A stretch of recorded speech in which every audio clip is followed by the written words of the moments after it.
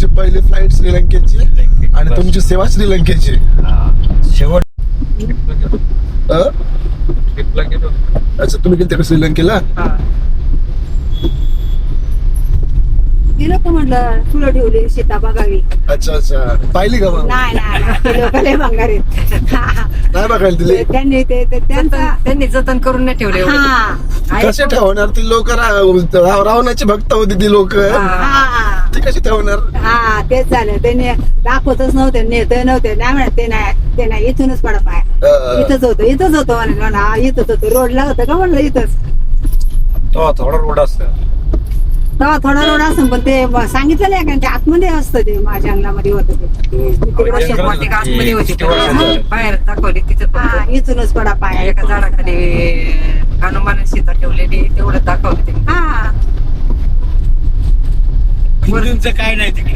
हनुमानचं मंदिर तेवढं छान होतं, पण सगळ्यात वर आपण पाहिले ते सगळ्यात प्रथम हनुमान तिथं होता.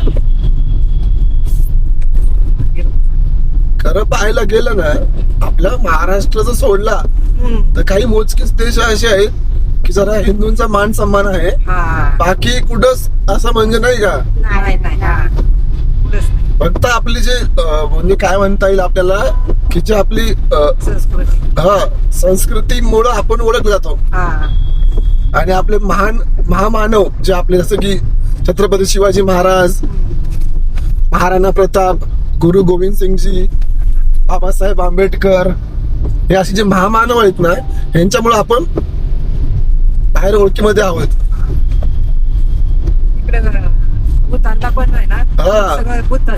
मान सन्मान आहे.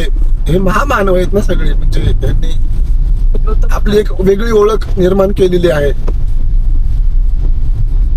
आपल्या भारताची म्हणा, आपल्या संस्कृतीची म्हणा.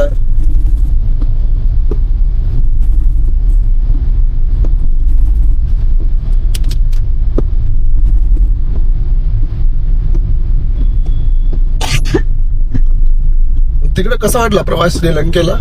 छान वाटलं.